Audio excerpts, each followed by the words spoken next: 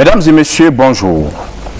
Le processus électoral guinéen en panne depuis un bon moment est à ce jour, avec l'appui de la communauté internationale, des sages de la Guinée, des hommes politiques de bonne volonté, en train de repartir pour de bon.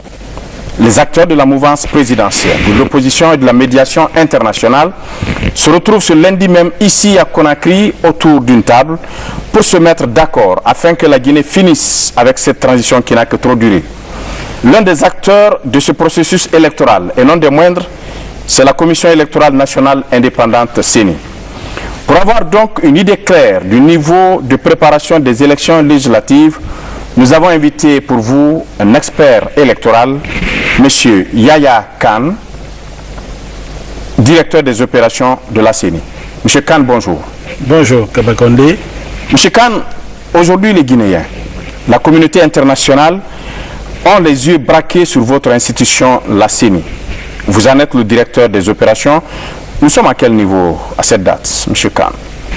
Écoutez, merci de me donner l'occasion de parler un peu de l'état d'avancement des travaux de la CENI. Mais avant, je voudrais vraiment sincèrement vous remercier pour votre émission parce qu'elle permet d'éclairer, la compréhension des uns et des autres et surtout des citoyens électeurs de ce que nous faisons.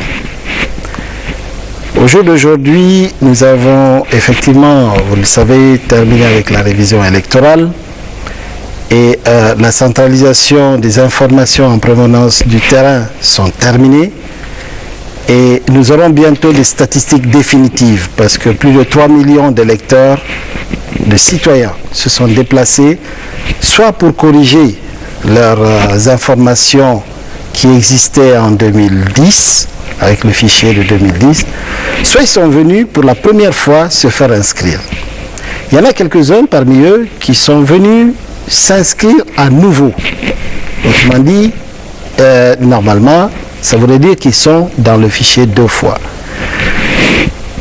Fort de tous ces constats, et bien avant même de lancer la révision, sur des recommandations des experts,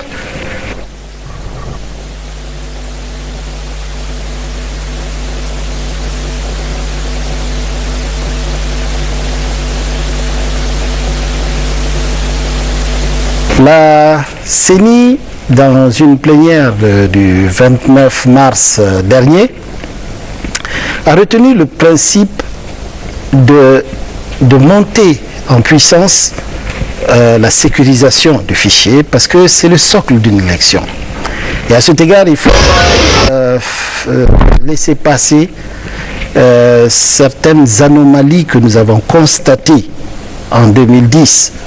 Vous vous souviendrez qu'au premier tour de 2010, le fichier électoral a été décrié par l'ensemble de la classe politique, à l'exception peut-être d'un parti. Mais aujourd'hui, nous sommes dit, ce n'est pas possible d'aller vers des élections crédibles avec un fichier plein de doublons, de double inscription, avec des fichiers où les noms sont écorchés, où on n'a pas de profession, avec des fichiers où nous avons une série d'anomalies qui, normalement, devant un président de bureau de vote, ne permettent pas à l'électeur de voter. C'est pour cette raison, et essentiellement pour cette raison, que le système mis en place a été de plus en plus sécurisé pour pouvoir parer à tous ces problèmes, et nous en parlons. Vous avez beaucoup de niveaux de dispositifs de sécurisation qui sont aujourd'hui tous opérationnels. Je dis bien tous, du dédoublonnage multibiométrique, c'est-à-dire, bon, ce sont des mots techniques barbares peut-être, mais ça consiste en quoi? C'est aller rechercher tous ces petits malins, comme j'ai l'habitude de le dire, qui se sont inscrits dans plusieurs listes sciemment pour avoir 2 cartes, ou alors parce qu'ils ne savaient pas qu'une fois inscrits dans le fichier de 2010, ils n'avaient pas besoin de se réinscrire. Ils sont venus spontanément à l'appel pressant de la CENI à se faire inscrire pour pouvoir voter, avoir son passeport pour voter. Donc, ces personnes qui se sont inscrites plus d'une fois pensaient peut-être avoir 2 cartes, comme ça a été le cas en 2010, eh bien c'est terminé. Sur le fichier de 2010, les 3 800 000 électeurs de 2010 bien enrôlés avec une carte biométrique, ils ont détecté 18 800 doublons. C'est-à-dire que 18 800 personnes ont voté plus d'une fois, ont eu la possibilité de voter plus d'une fois. Donc ça, c'est terminé, ils nous les ont montré. Il y a toute une équipe aujourd'hui d'arbitrage. Et là aussi, je voudrais rassurer les uns et les autres que cet arbitrage ne se fait pas en vase clos. Vous avez une équipe d'arbitrage qui a été formée depuis 2010 à cet exercice. C'est-à-dire, on vous affiche 2 doublons, aussi bien les doublons détectés localement que les doublons détectés à ZS. On les affiche et il y a une première équipe qui évalue. Est-ce que effectivement Kaba Condé et Yaya Kane, qui ont les mêmes empreintes, sont vraiment des doublons? Quand on nous voit, on sait que ce n'est pas le cas. C'est possible que le système ait effectivement été trop verrouillé. Bien, une fois que ces opérateurs verrouillent, arbitre, vous avez une deuxième équipe qui va, des superviseurs qui savent même lire les résultats des empreintes. Au-delà même du visage, de l'information d'état civil, ils vont lire les empreintes. Là aussi, ils vont toper.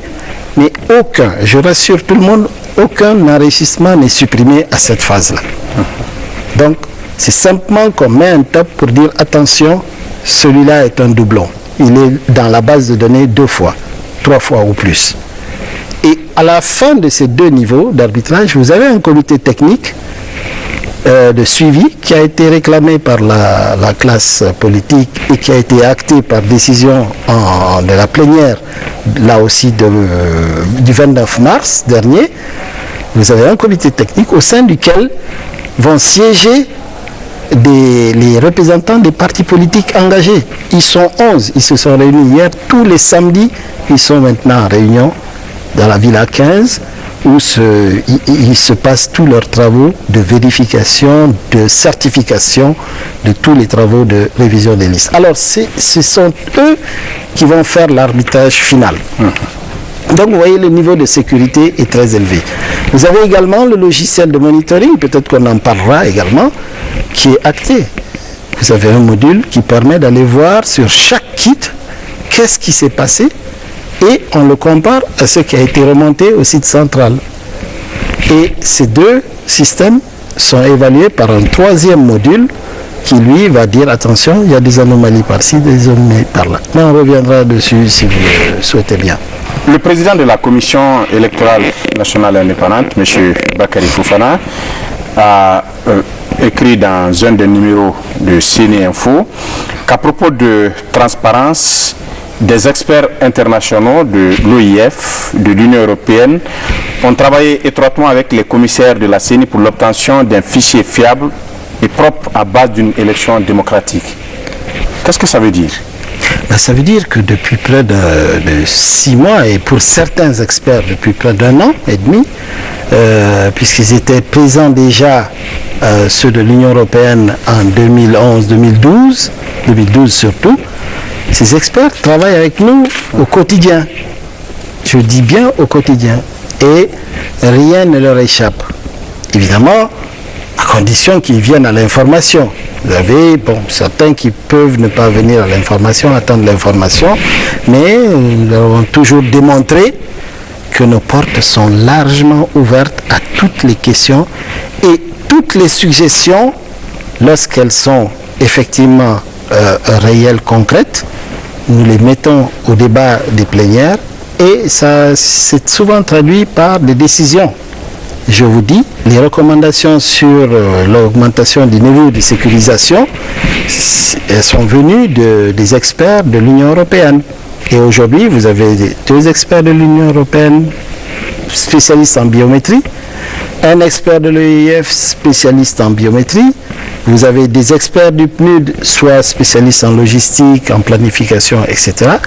Et vous avez la chef de mission des experts, qui est donc de l'Union européenne, qui, elle, coordonne l'ensemble de l'expertise internationale dans nos locaux, particulièrement celle de l'Union européenne. Donc, ils sont avec nous au quotidien. Malgré ces détails que vous donnez, certains experts continuent quand même de mettre en doute la crédibilité du travail que la CENI est en train de faire. Qu'est-ce que vous leur répondez dans cette émission? Mais écoutez, moi j'ai eu à interpeller un ou deux d'entre eux. Il a fait une recommandation. D'abord, la méthode même nous a paru curieuse. Ils sont experts auprès de la CENI. Ils ne sont pas experts auprès de leur institution qui les paye. Ils sont experts auprès de la CENI. Et leur terme de référence, j'ai veillé avec le président de la République, de la CENI, j'ai veillé à ce que ces termes de référence les obligent au niveau de la présentation de leur rapport. Et non pas pour contrôler ce qu'ils disent, mais pour évaluer, discuter et expliquer. Ils ne peuvent pas tomber comme ça du jour au lendemain dans une CENI qui travaille depuis 6 mois avec des commissaires et du personnel d'appui très pointu en matière électorale. Ils ne peuvent pas nous tomber dessus et nous dire « Ah, ce que vous faites n'est pas bien, expliquez-nous ». Je prends un exemple. En 2012, il y a eu un premier recensement. Il y a eu un appel au boycott, comme cette fois-ci. Un boycott de l'opération. Certaines zones géographiques ne sont pas venues. D'autres sont venues. Quand on a interrompu ce recensement, cette révision, il s'est trouvé que dans certaines zones, il y avait beaucoup plus d'affluence que dans d'autres. Lorsqu'on a donné les rapports de l'OIF et du PNUD à cet expert de l'Union européenne, dans son rapport à lui, il nous a écrit que pour ce qui est des électeurs de 2012, il recommande de ne pas les prendre. Sans autre commentaire, mais quand même, il a eu la présence d'esprit de dire la décision finale incombe à la CENI. Il n'y a pas très longtemps, parce que je conduis une coordination de l'expertise internationale dans les locaux de la CENI, je les ai réunis, j'ai dit, mais un tel, explique-moi sur quoi tu t'es fondé pour faire cette recommandation. Il m'a dit sur une perception et des rumeurs. J'ai dit, mais c'est pas technique ça. Tu ne peux pas fonder une telle décision, une telle recommandation et nous demander de l'implémenter sur la base d'une simple rumeur. J'ai dit, explique-toi.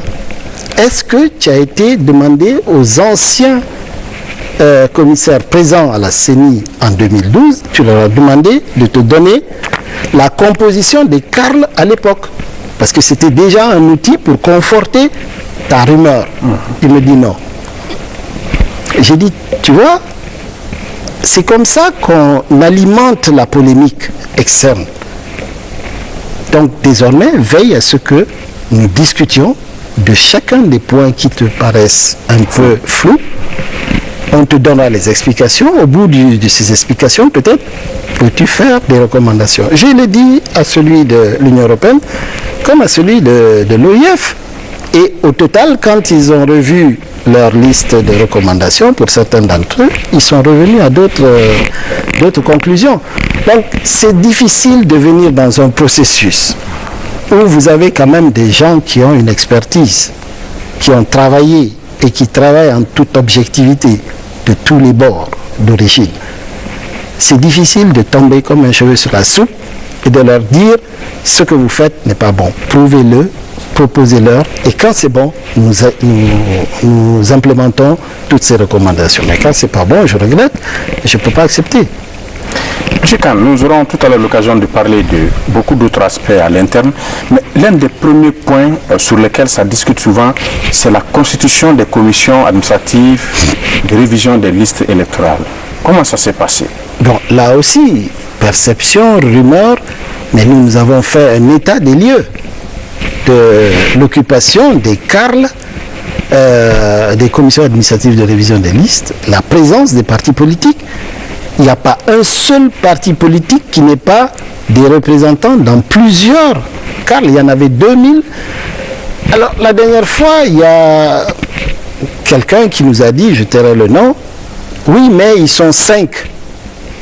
Vous savez, quand on a ouvert la révision des listes, On a appelé les partis politiques à désigner leurs représentants comme la loi nous y oblige. Mais le code électoral parle de partis politiques engagés. À l'époque, on était en avril, mars-avril. À l'époque, on ne connaissait pas quels étaient les partis politiques engagés. Donc, nous nous sommes référés dans un premier temps, dans la première décision de la CENI, on s'est référé à la loi L016 qui, elle, reconnaît la mouvance et l'opposition. Donc, on a appelé les partis politiques à donner leurs représentants dans les CARL sur le fondement de la loi L016. Levé de bouclier le lendemain, on a tout de suite rectifié le tir. On a appelé par une autre décision rectificative tous les partis politiques désirant s'engager cette fois-ci. On a là aussi tordu la main à la loi, puisqu'on n'a pas dit parti politique engagé, on a dit désirant s'engager. Donc ils ont envoyé. Mais quelqu'un me disait l'autre jour, oui, mais vous êtes toujours resté à des représentations de 5-5, c'est-à-dire un de la CENI, représentant la CEPI, le démembrement, un de l'administration du territoire, un de la commune, la collectivité locale, et un de la mouvance, un de l'opposition. On nous dit, mais non, mais c'est pas ça qu'on vous demande, vous n'avez donc pas pris en compte. On a dit, mais attendez, on a lancé le communiqué radiodiffusé, la décision est sortie, sachez qu'ils se sont entendus, que ce soit le bloc mouvance ou le bloc opposition, ils se sont entendus entre eux. Lorsqu'ils sont forts dans une zone, ils ont envoyé quelqu'un de tel parti politique de l'opposition. Quand ils ne sont pas forts, ils envoient dans un autre, etc. Voilà pourquoi on est resté à la représentation 5-5, mais dans beaucoup de CARL, ils étaient plus de 7 ou 8. Donc, sincèrement, c'est encore une fois, quand on avance des propos comme ça, il faut les mesurer et nous prouver que c'est vrai. Nous pouvons prouver le contraire. On a aujourd'hui un état statistique, parce qu'on a un nouveau département de démembrement qui suit cela de très près. Et il nous a sorti des statistiques, ça va faire plus d'un mois que ces statistiques circulent, y compris dans des réunions, des points focaux auprès des bailleurs de fonds. Mais malgré tout, vous en avez qui émettent des doutes. On ne comprend pas ces démarches. Dès l'instant où on vous sort des statistiques, on vous prouve qu'il y a des partis d'opposition un peu partout dans les CARL, des partis de la mouvance qui ne sont pas des partis du principal, des partis de la mouvance, mais d'autres qui sont présents, vous admettez ou alors vous nous démontrez le contraire. À défaut de nous le démontrer, vous actez et on avance. Et c'est peine perdue de revenir sur ces choses-là. Aujourd'hui, ce qui est important de savoir, c'est que malgré l'appel au boycott, nous avons quand même reçu devant les CARL plus de 3 200 000 personnes, citoyens guinéens. Qui sont venus se faire réviser. Soit se faire réviser, corriger les erreurs qui étaient dans leur carte en 2010, soit se faire inscrire. Et c'est là où également on a décrié l'opération de préaffichage il y a quelque temps. Aujourd'hui, nous comprenons que ça a été extrêmement salutaire parce qu'ils ont eu presque 3 mois grâce au préaffichage qui n'est écrit nulle part dans la loi, mais nous avons pris l'initiative de prendre le fichier de 3 800 dès le mois de février-mars, on l'a affiché. C'est la transparence. On dit, voilà, vous étiez dans ce fichier, est-ce que ce qui est dans vos fiches là correspond? Et ils sont venus, nombreux. Voilà pourquoi nous sommes à peu près sur les 3 millions à 60% à peu près de nouvelles inscriptions et 40% de corrections. Monsieur Kane, un autre aspect, c'est bien sûr l'affichage des listes électorales. À ce que je sache, depuis hier, une formation est en cours à Conakry, bien sûr avec le département des démembrements et des missions de la CENI sont maintenant sur le terrain. Quel est l'objectif que vous visez en organisant cette formation et puis en envoyant les commissaires et les membres de la CENI sur le terrain pour le redécoupage électoral? Qu'est-ce que vous visez?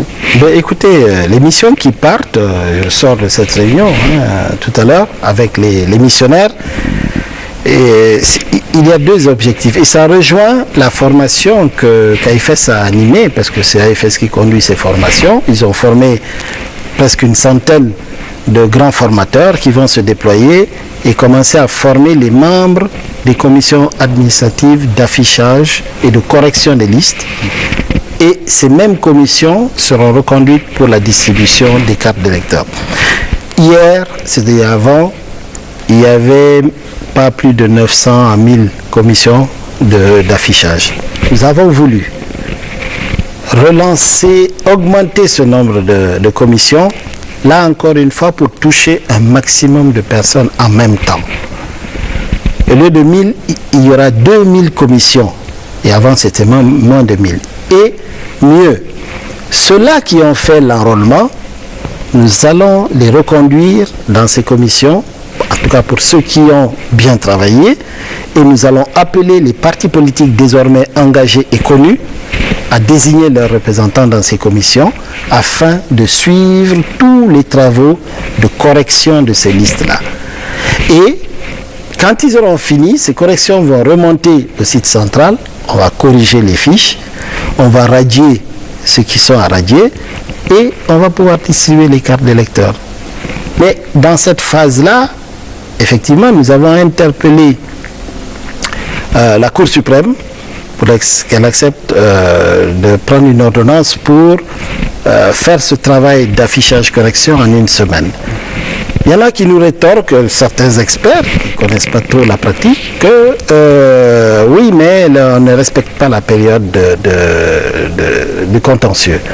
On leur dit non. Il y a des dispositions du code électoral et de la loi qui prévoient qu'on puisse interpeller un juge de paix, un juge de première instance, un président de première instance, pour lui demander, au lieu que la procédure de gestion du contentieux soit très longue, que ce soit fait séance tenante. Donc, c'est en référé, je crois. Donc, ça, nous avons écrit, nous allons aller pendant cette mission avec ces lettres, pour que dès qu'il y a contestation et que ça ouvre une procédure contentieuse sur les listes, ça soit jugé tout de suite. Donc, on ne tord pas, là, encore une fois, la main à la loi. On fait simplement qu'appliquer des principes qui permettent d'aller assez vite et de tenir. Et il faut que ces personnes qui sont en train de parler, nous donner des leçons, là, qu'ils sachent que hier on faisait cet affichage en 15 jours parce qu'on n'avait pas les moyens de déployer plusieurs équipes. Là, il y aura 2000 commissions. On est presque au niveau des secteurs quartiers. Alors, vous en avez une par secteur quartier aujourd'hui pour faire ces corrections. Donc, en 15 jours, toutes ces équipes-là peuvent se déployer. M. Khan, à la date d'aujourd'hui, les hommes politiques, il semble, ont décidé de rediscuter avec l'implication de la communauté internationale, avec l'implication des sages, avec l'implication des amis de la Guinée. Si, à la suite de cette discussion, l'opposition républicaine qui a boudé ce processus électoral décidait de revenir, est-ce que on va réouvrir la réinscription des gens? Est-ce que tout ça est tenable dans la date du 30 juin? Ou que faudra-t-il faire? Écoutez, déjà, ces informations que vous nous donnez, nous les accueillons avec beaucoup de plaisir, parce que nous avons de toutes les façons, depuis très longtemps, souhaité une élection totalement inclusive. Si c'était le cas, nous allons applaudir, nous allons aller en plénière et en discuter et faire des propositions. Parce que c'est l'organe de prise de décision quant au processus. Mais nous ne vivons pas dans une planète, on n'est pas isolé. Le dialogue politique, nous travaillons pour les partis politiques. Nous travaillons à les mettre sur la même ligne de départ le jour des élections. Nous ne pouvons pas être plus réalistes que le roi. Si jamais le dialogue aboutissait à des conclusions, ces conclusions, nous les étudierons, nous les évaluerons en séance plénière de la CENI et nous serons tenus d'en tenir compte. Vous comprenez? Donc, nous souhaitons que ce dialogue continue. Nous disons simplement qu'au jour d'aujourd'hui, et plus qu'hier, nous sommes prêts à rentrer dans le processus des élections du 30 juin. Point par point, je peux vous le démontrer, que ce soit du côté des opérations, du côté de la constitution du fichier électoral, de la logistique, des aspects juridiques, de la formation, tout est déployé. À moins de ne pas avoir les moyens financiers de ces opérations. Ce qui m'étonnerait, parce qu'il y a une volonté politique de tout le monde, y compris des partenaires techniques, à nous accompagner. Si cette seule condition est réunie, il n'y a aucune raison de dire qu'on ne peut pas rentrer dans le 30 juin, on les fera. Et ça, je peux vous affirmer, dans ma position, je vous le dis, j'évalue le chronogramme au quotidien, il est là. Je peux vous dire que nous serons dans ce chronogramme. Les services, le département logistique a prépositionné tout ce qu'il fallait. Il suffit seulement aujourd'hui que le PNUD, qui doit financer la première grosse opération de transport du gros matériel avec des gros porteurs, finalise le choix des transporteurs pour que derrière nous, les dispositions, à partir des préfectures, elles sont toutes prises. Donc, de ce point de vue, c'est là où peut-être on aurait pu avoir quelques doutes. Non. Le côté fichier, que ce soit le dédoublonnage local comme le dédoublonnage extérieur, ça suit son cours.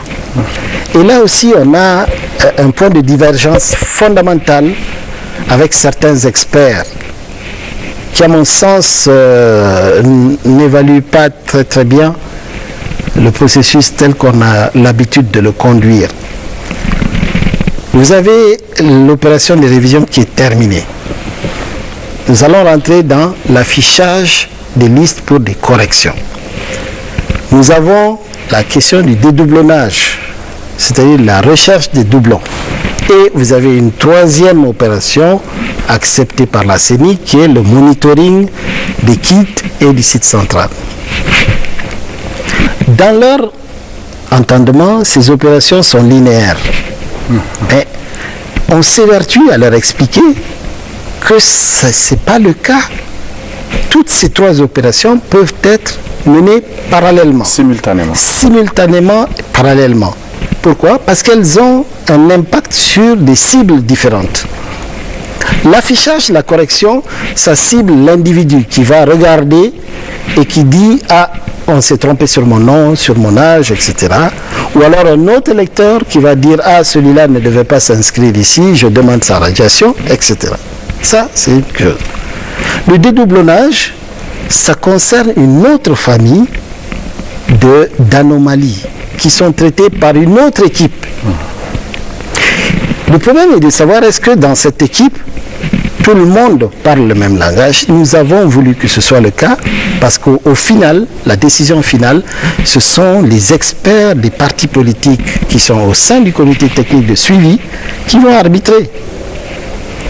Donc on ne laissera pas l'arbitrage aux seules mains des techniciens de l'arbitrage. Comprenez? Donc cette opération peut se faire concomitamment. Il n'y a aucun problème. L'important, c'est de ne pas trouver à la sortie un électeur qui puisse venir à la télé exhiber deux cartes. Je ne dis pas que ce n'est pas possible, mais il y en avait trop en 2010. 18 000 à notre connaissance aujourd'hui.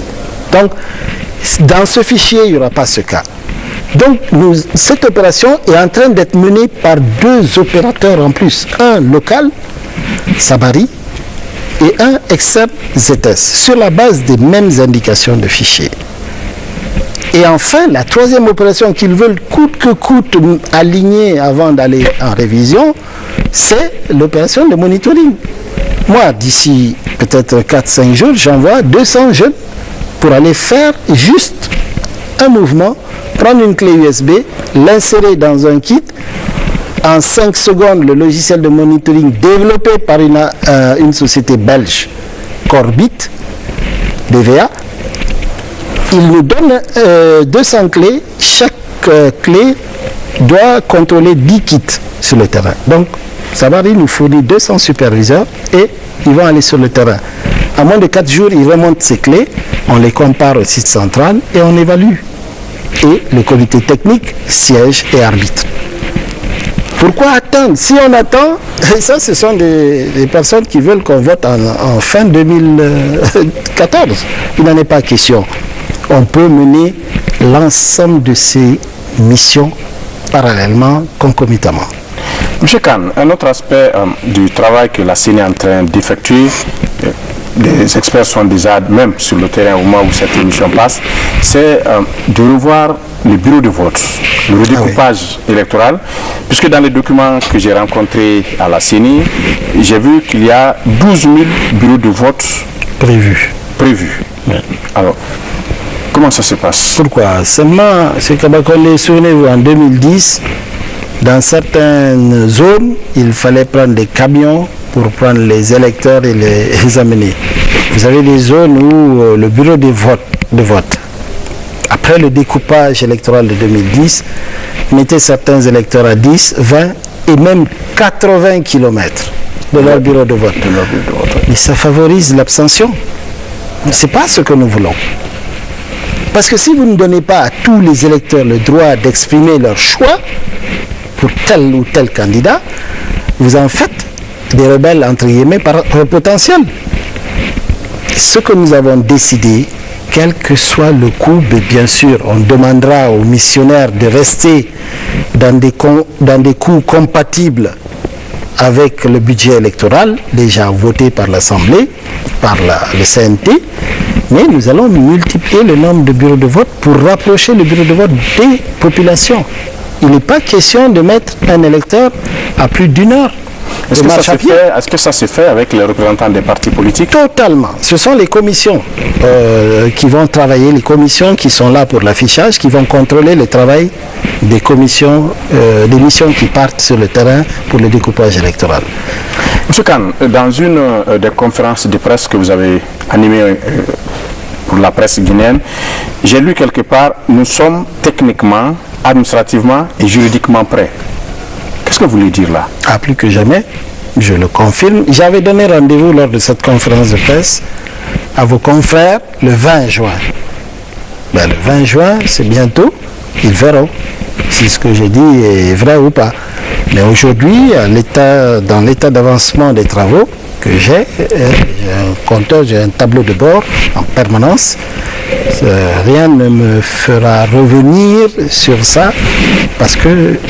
Et puis je peux vous dire, je suis très clair, si ça ne va pas, j'interpellerai tout de suite le président, le bureau de la CENI et même les commissaires. Si j'ai la conviction qu'on ne tient pas, je le dirai.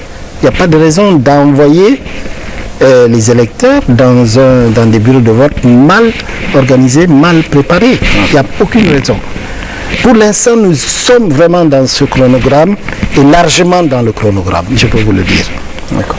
Monsieur Kane, nous allons terminer cette émission. Est-ce que, selon vous, l'espoir est aujourd'hui permis en Guinée, avec ces élections qui pointent à l'horizon? Si c'est le cas, est-ce que vous avez un mot pour l'ensemble des auditeurs qui nous écoutent à la radio et des téléspectateurs qui nous regardent en ce moment? Déjà, à tous ceux qui ont l'intention de nous rejoindre dans cette, dans cette dynamique, il faut qu'ils sachent que même s'ils n'ont pas participé au départ aux opérations, ils ont des dispositifs, je dis bien des dispositifs de contrôle de tout ce qui s'est fait par le passé jusqu'à ce jour et qu'ils peuvent s'impliquer dans le contrôle citoyen des autres opérations. Nous travaillons pour eux, partis politiques et citoyens. Tout ce qui a été fait jusqu'à présent, les dispositifs de sécurisation, je peux vous dire que nous avons atteint, et ce n'est pas moi d'ailleurs qui le dis, ce sont les experts qui ont recommandé une bonne partie de ces dispositifs, parce que certains viennent de nous-mêmes. Par exemple, on n'a pas parlé de transparence, mais il y a 22 dispositifs de transparence au sein desquels les partis politiques, la société civile est interpellée et appelée à envoyer des arbitres, des témoins, et des agents qui seront même des agents d'interpellation de la CENI. Donc tout ce dispositif-là est mis en place pour garantir que aucun bulletin de vote destiné à tel candidat ne sera détourné à la CENI. Aucun. Ça, ils peuvent en avoir la garantie. Et c'est pour ça qu'on les invite. Ils ont leur place encore dans ce processus et nous souhaitons une large participation de l'ensemble des acteurs, nous le répétons. Monsieur Khan, je vous remercie. Merci beaucoup, mon frère Kaba. Mesdames et messieurs, amis auditeurs de la radio-diffusion nationale, amis téléspectateurs, les enjeux de ce scrutin législatif interpellent tous les bons Guinéens et tous les vrais amis de la République de Guinée.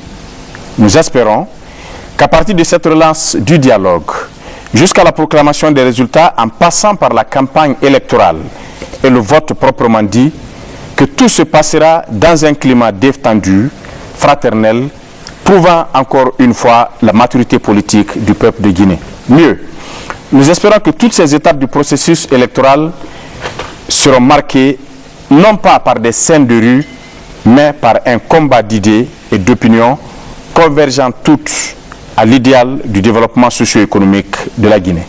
Je dis merci à M. Yaya Khan, expert électoral, directeur des opérations de la CENI, qui a accepté être notre invité dans l'émission Gouvernance aujourd'hui. Au plaisir de vous retrouver très bientôt sur la télévision nationale. Mesdames, Messieurs, bonsoir chez vous.